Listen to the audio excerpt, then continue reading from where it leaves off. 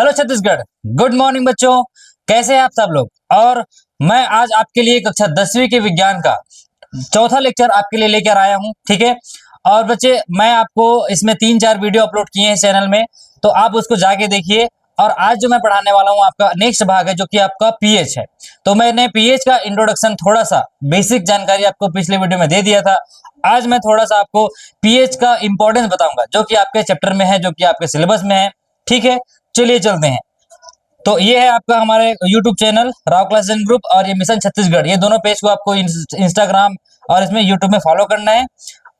ठीक है, चलिए चलते हैं हम आज के लेक्चर में। थोड़ा सा लेट हो रहा है, अपलोड हो रहा है आपका स्लाइड। तो ये सारी चीजें मैं बता चुका हूँ। आज हमारा जो मेन इंपॉर्टेंस टॉपिक था वो है आपका पीएच का थोड़ा सा इंट्रोडक्शन। हाँ, यहाँ से मैं शुरू करूंगा, थोड़ा सा रिवाइज करूंगा। ये मैं आपको पिछले लेक्चर में बताया था कि क्या होता है pH, what is the full form of pH. PH का पूरा नाम क्या बताया था, पोटेंशियल ऑफ हाइड्रोजन।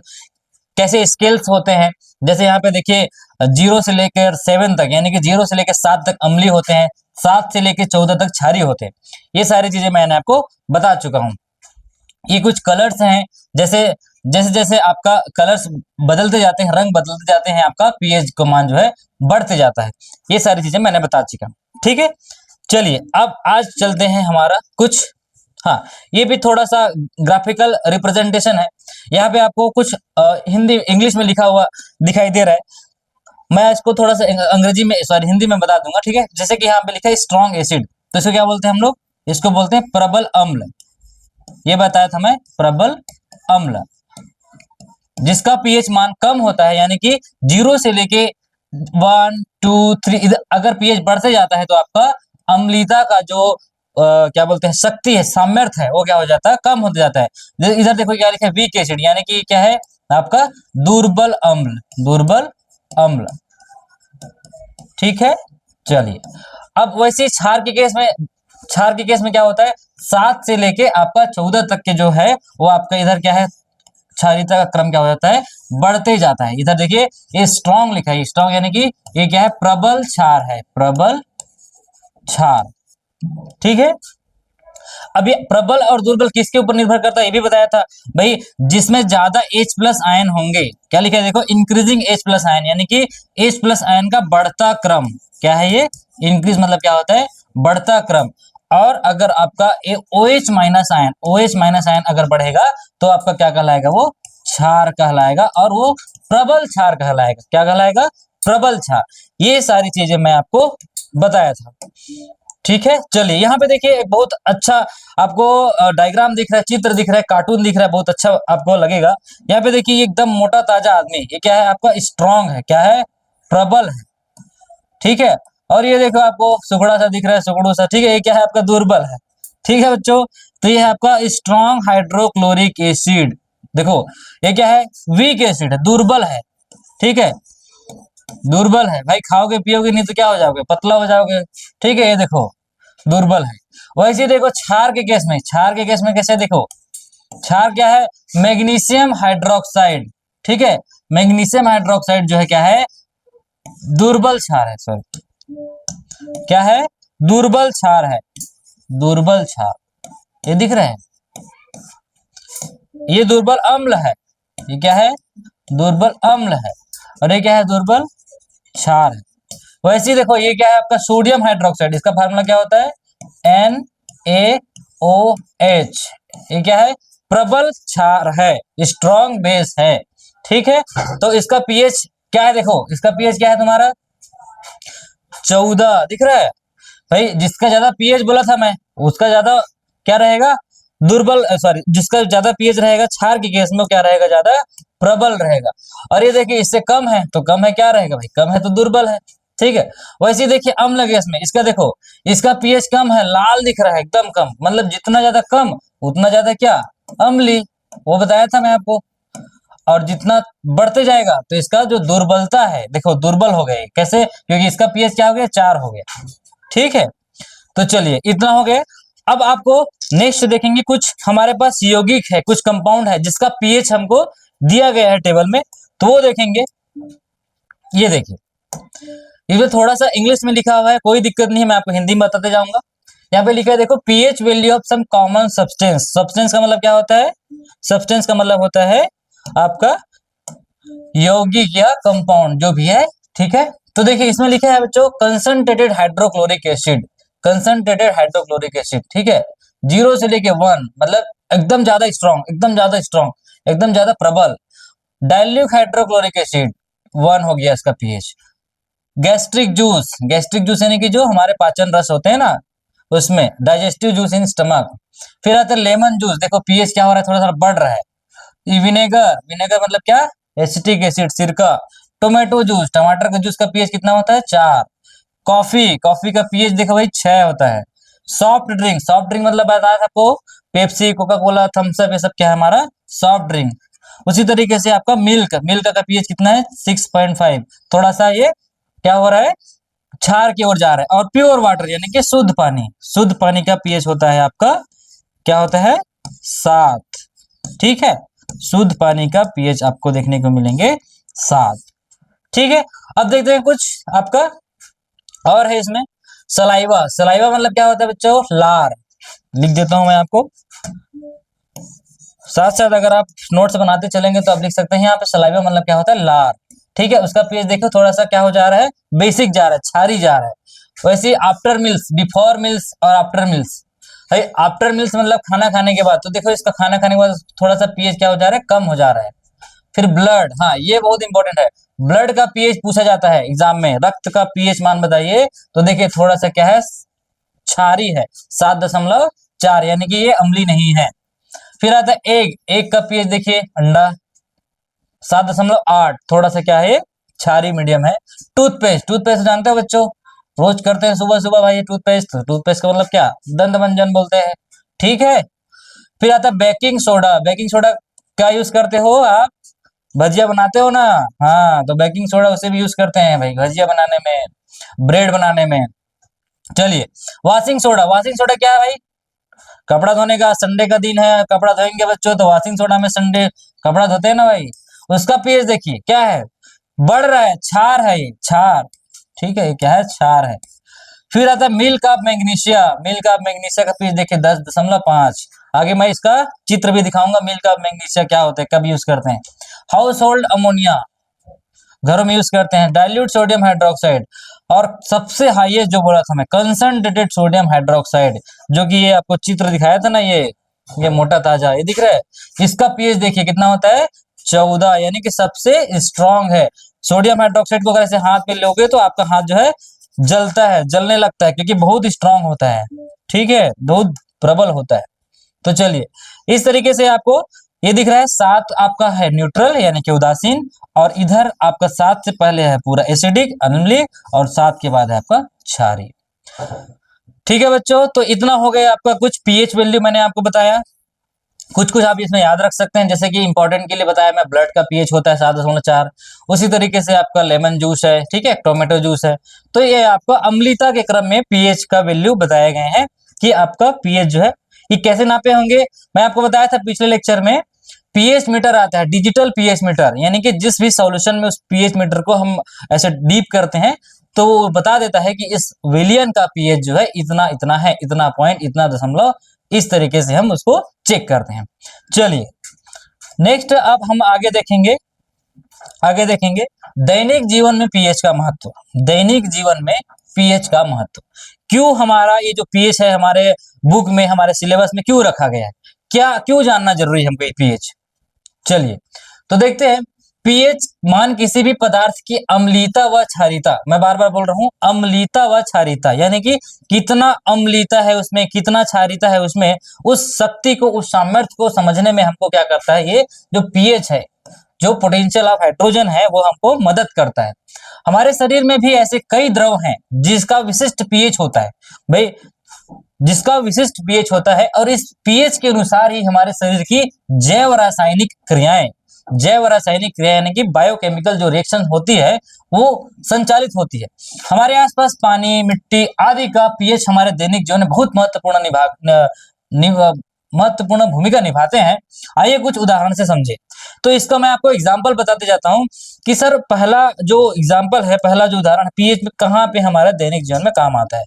तो ये देखिए, ये जो आपको बता रहा था मिल्क ऑफ मैग्नीशिया, पाचन की क्रिया।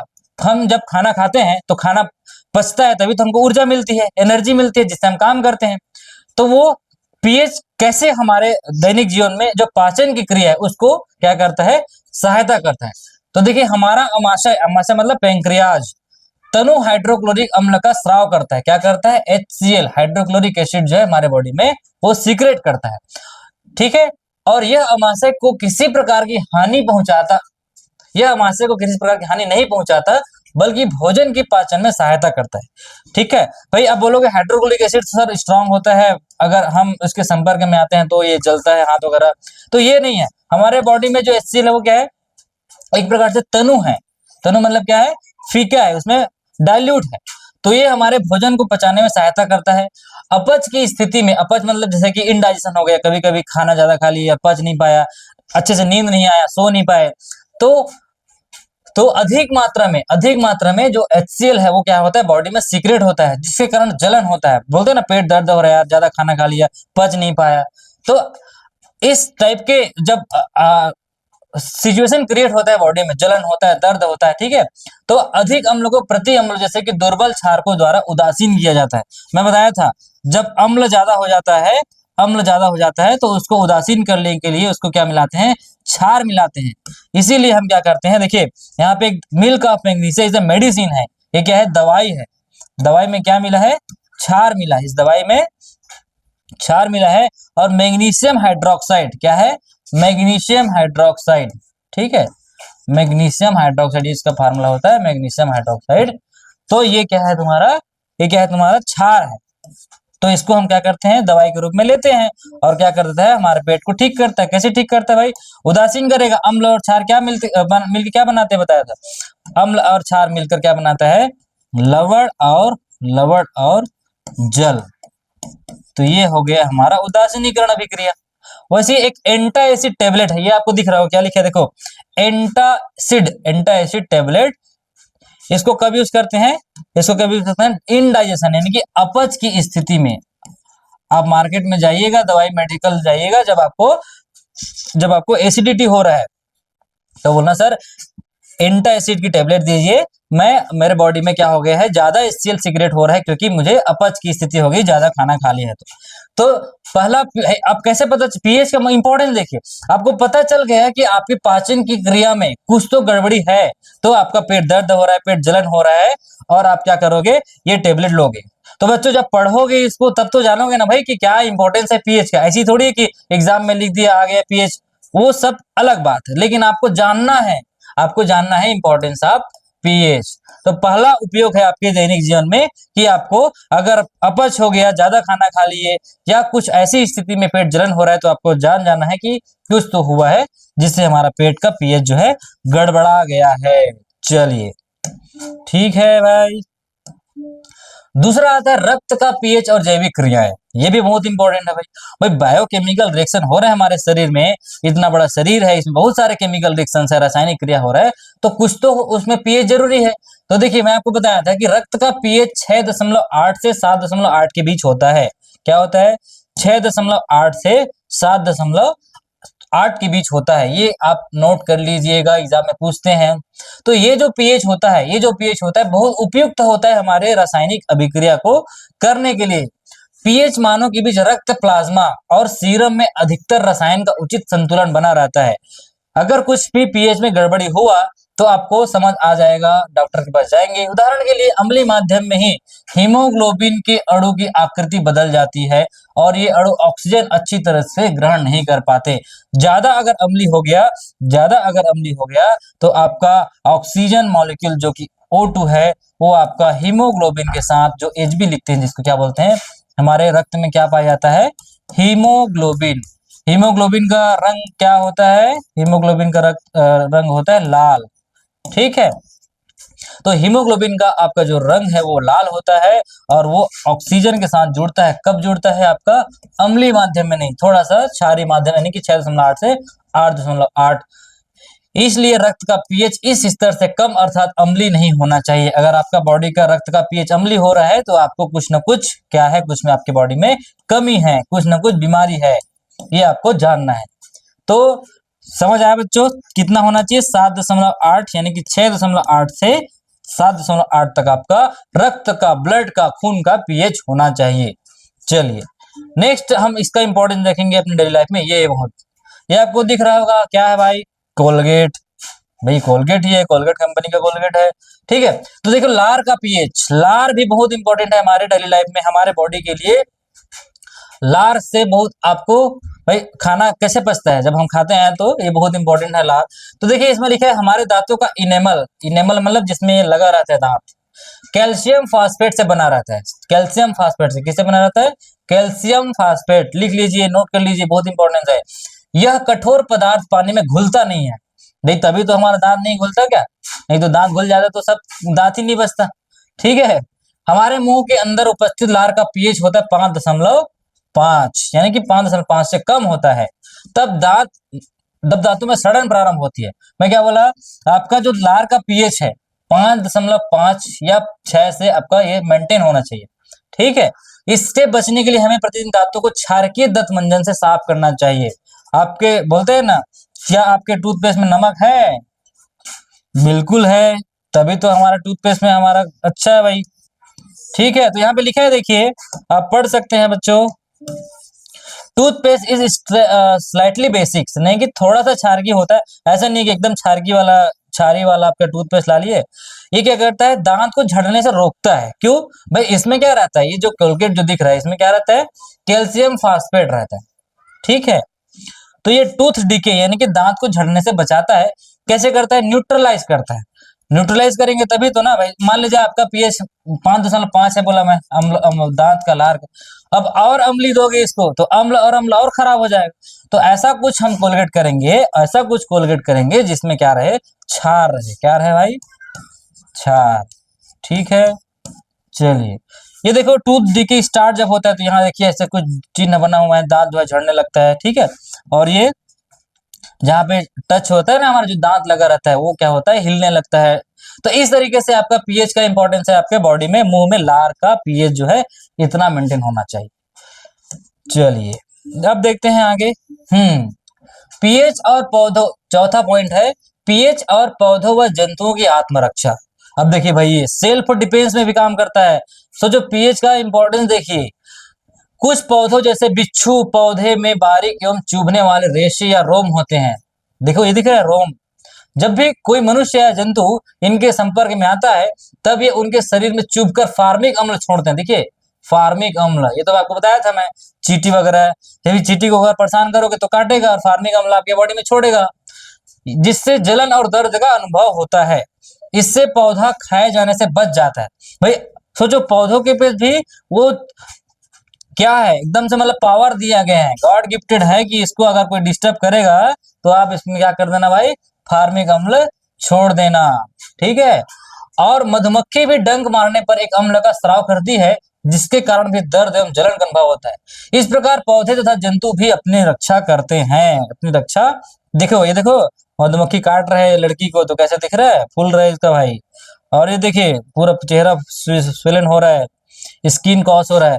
ये देखिए कुछ स्टिंगिंग हेयर है आपका, ठीक है। ये जो नेटल प्लांट्स होते हैं इसमें मेथेनोइक एसिड होता है, और ये बर्निंग पेन, एकदम जलन होता है ना।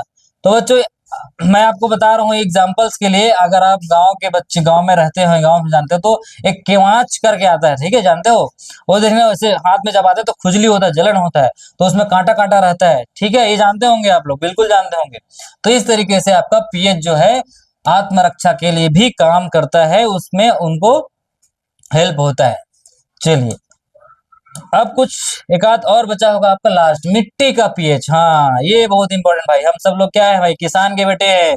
मिट्टी का पीएच बहुत जरूरी है, किसका, मिट्टी का, बिल्कुल बहुत जरूरी है। कैसे, देखिए धान के उत्पादन के लिए अनुकूल मिट्टी वह होती है जिसका पीएच 5 से 8 होता है। कितना होना चाहिए भाई, 5 से 8।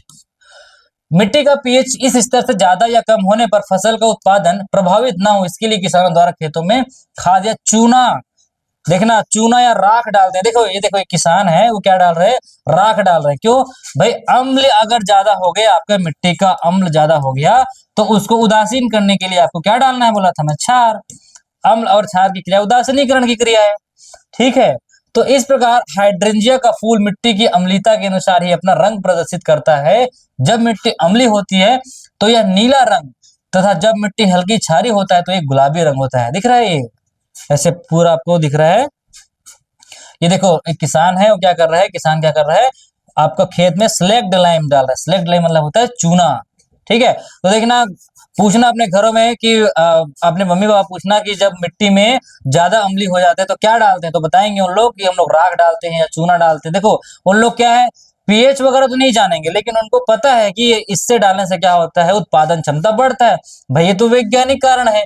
कैसे भाई, आपका मिट्टी का पीएच 5 बहुत ज्यादा अम्ली डाल दिए, बहुत ज्यादा खाद डाल दिए तो अम्लीता आ गया है। अब बार बार उसमें अम्ल यानी कि ज्यादा कम पीएच हो रहा है, 5 से 8 और गिर रहा है, तो आपको उत्पादन क्षमता कम होगा। तो समझ आ जाएगा भाई इसमें कुछ तो गड़बड़ है। तो बच्चों आप लोग पढ़ोगे अच्छे से तो आपको पता चलेगा भाई, हाँ इसमें क्या डालना है, क्षार डालना है। तो ये सब हमारे पूर्वजों को सब पता था पहले से कि हाँ इसमें क्या डालना है भाई, राख डालना है, चूना डालना है। चलिए, उस समय कोई पीएच वेच आविष्कार नहीं हुआ था, फिर भी उनको ये सब जानकारी था, तो अब तो हमको पता चल गया है। चलिए, तो ये देखिए यहाँ पे कुछ आपको डायग्राम दिख रहा है, ये देखिए दिख रहा है एसिड रेन, समझते हो, आगे आके चैप्टर में पढ़ाऊंगा मैं एसिड रेन क्या होता है। तो ये सब पीएच है। एसिड रेन यानी कि अगर आपके वाटर बॉडी का पीएच, आपके गांव में तालाब रहते हैं और अगर कहीं अलग जगह देखिए समुद्र है, तो सबका अगर पीएच जो है कम हो गया, पीएच जो है कम हो गया तो ये अम्लीय हो जाता है। और ये देखिए ये सब मछली वगैरह सब क्या होते जाते हैं, मरते जाते हैं। पीएच अब हमको ही रख देंगे एकदम कम पीएच में, तो हम जी पाएंगे क्या, नहीं जी पाएंगे। वैसे देखिए calcium carbonate is usually added to lakes neutralise the acid that come the acid rain. अब देखिए इसका पीएच, अगर वाटर बॉडी का, तालाब का जो भी इसका पीएच कम हो गया, तो दिख रहा है हेलीकॉप्टर से डाल रहे हैं इसमें भाई, क्या डाल रहे हैं, कैल्शियम कार्बोनेट डाल रहे हैं। क्या करने के लिए, उदासीन करने के लिए। तो उदासीनीकरण की जो अभिक्रिया है वो बहुत इंपॉर्टेंट है एसिड बेस पीएच में, उदासीनीकरण की जो विक्रिया है। क्यों, क्योंकि अम्ल ज्यादा हुआ तो क्षार डालेंगे। अब कहीं ऐसा हो गया कि क्षार ज्यादा हो गया भाई, ज्यादा चीज तो अधिकता जो है हर जगह जो है क्या होता है, घाटा ही रहता है। बोलते हैं ना, अति सर्वत्र वर्जयेत। इससे मतलब क्या, आपका क्षार ज्यादा हुआ तो अम्ल डालिए उसको, अम्ल ज्यादा हुआ तो क्षार डालिए। तो ये आपका न्यूट्रलाइजेशन जो रिएक्शन होती है, उदासीनीकरण अभिक्रिया, ये बहुत आपका इंपॉर्टेंट है, ठीक है। चलिए, अब हम नेक्स्ट लेक्चर में देखेंगे सॉल्ट। ये तो हो गया आपका लवण, पढ़ेंगे, क्या पढ़ेंगे, लवण। हमने अभी तक पढ़ा अम्ल और क्षार। अब हम नेक्स्ट लेक्चर में देखेंगे बच्चों, जो कि आपका सिलेबस का आखिरी टॉपिक है, लवण पढ़ेंगे, नमक जिसको बोलते हैं हिंदी में। अगर हम लवण का शाब्दिक अर्थ देखें तो अलग अलग प्रकार से, सोडियम क्लोराइड, ठीक है, sodium nitride, copper sulphate, magnesium sulphate, ये सब हम लिखते जाएंगे। वो बहुत आसान है, कुछ नहीं है, एकदम इंग्लिश में लिखा है तो डरना बिल्कुल नहीं है। सोडियम क्लोराइड, और अगर आप एग्जाम में इंग्लिश में भी लिख दिए सोडियम क्लोराइड तो आपका कोई नंबर काटने वाला नहीं है। ये ऐसा नहीं सोचना है हम तो हिंदी मीडियम के बच्चे हैं, हम इंग्लिश में लिख देंगे, बिल्कुल नहीं सोचना है भाई। सोडियम क्लोराइड को आप इंग्लिश में लिख देंगे क्या, तो टर्मिनोलॉजी इसका टेक्निकल लैंग्वेज है। निकल sulphate, sodium carbonate, cobalt nitrate, तो ये सब मैं आपको अगले लेक्चर में डिस्कस करूंगा। और ये आखिरी लेक्चर रहेगा आपका एसिड बेस का। फिर हम नेक्स्ट लेक्चर पढ़ेंगे, नेक्स्ट जो चैप्टर है पढ़ेंगे, जिसमें आपको तत्वों का आवर्तीकरण या वर्गीकरण का चैप्टर है। चलिए ठीक है बच्चों, मिलते हैं, तब तक के बने रहिए इस वीडियो में, इस चैनल में। और आपको अगर लगता है कि ये चैनल बहुत यूजफुल है हमारे लिए, पूरे छत्तीसगढ़ के बच्चों तक पहुंचाना है, तो आपको शेयर करते रहना है वीडियो को। ठीक है, धन्यवाद।